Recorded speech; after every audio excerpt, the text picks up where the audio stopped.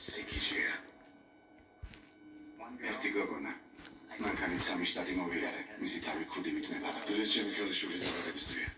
დიდად დამავალებ თუ შენს ისტორიებს აღარ მომიხვები. დღეს 22 საათზე წინასწარი მონაცემებით დაიღუპა 553 ადამიანი. ბოლონზე პარკს არამოწმებენ. არც შავი ხუთია როგორც თვითმფრინავში. ეს იყო ტერორისტული აქტი. დროში მოგზაურობა სახიფათოა. ახლა მე ამიხსენით ეს ყველაფერი ასნიშნავს.